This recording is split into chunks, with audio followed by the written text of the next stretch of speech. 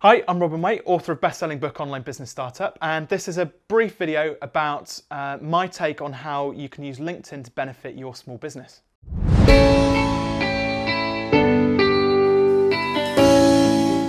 So my first tip is about how to use LinkedIn to get sales leads for your business. So this is one of the premium aspects of LinkedIn. So you have to have a paid for account. They've got 3 different tiers of account which you can use. One of those being that you can use it to filter connections on LinkedIn and target them specifically on turnover, number of employees, and the niche which they sit within, so what product service sector they sit within.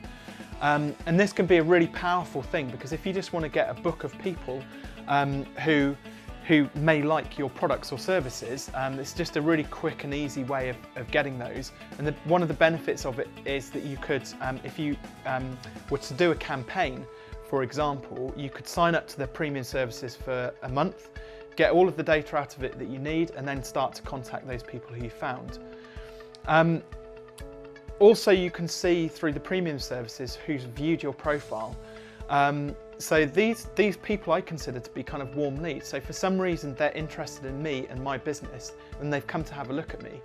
So if I see an opportunity that maybe they're looking at me because they might be interested in my products or services, there's an in there. So from LinkedIn you can get their website address. You could go and find the telephone number on their website, give them a quick call, ask them by name and say, look, hey, I just saw you look me up on LinkedIn.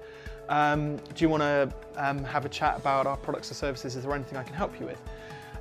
And because they're familiar with you, you've already built up a little layer of trust, and hopefully that'll help you get through some of those gatekeepers perhaps when you're making those calls.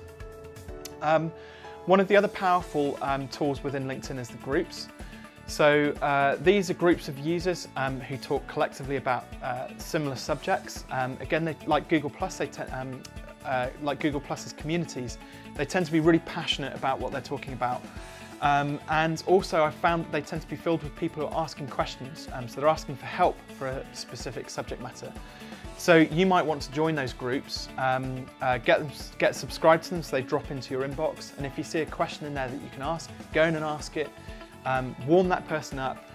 They then might say, oh, well, this sounds like you seem to know a lot about this, it might be an opportunity to sell new products or services. I know it's a bit hard line, but also just giving know-how out for free, just like I'm doing now, just builds trust with people, and to be fair, it make you feel a bit better about yourself as well, hopefully. So join in with those discussions as much as you can. It'll draw people to you. So this is more about pull selling. So rather than push selling, pushing your products and services on somebody, give them a bit of free know-how. They'll come and check out your profile, and then hopefully they'll be the ones who make that first, that touch base with you first, rather than you having to reach out to them. So there could be lots of benefits of using all of the LinkedIn groups which are available out there. One of the key things, or most common mistakes that people make when they connect with other people, is just to hit the big blue connect button. And what that does is it sends a really meaningless message, which says, I'd like to connect with you on LinkedIn. So there's none of your personality goes into that. To be fair, if people just send me those boring, the standard LinkedIn Connect invites, I'm like, if I know them, yeah, great, I'll accept it. But if it's somebody especially who I don't know, this is the important bit. If I don't know them, I'd like to see something personalised in there. Hey, Rob, I watched that video that you were talking about LinkedIn. Yeah, it's really interesting. I'd like to connect to you. Maybe we can chat more. So by writing that message in there when you send that connection invite out, it just personalises it. It's just a bit more friendly and a bit more warm. Don't just send out the stock LinkedIn invite. Sometimes you don't get the choice, but if you do get the choice, personalise that message.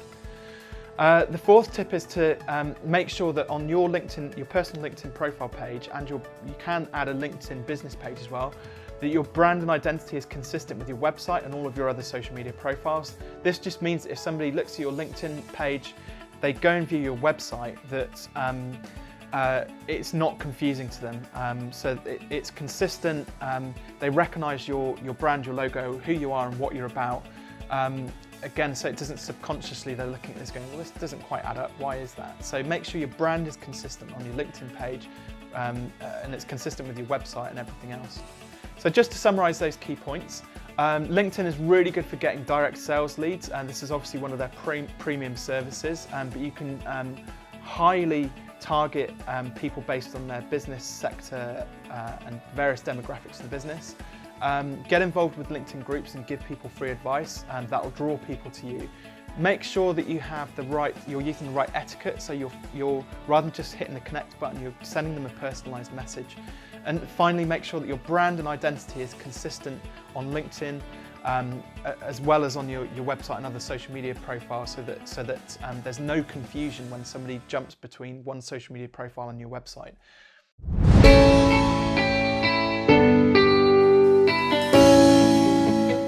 So thanks very much for watching. I hope you found this video about LinkedIn really helpful. If you want to subscribe and see more videos, then please do.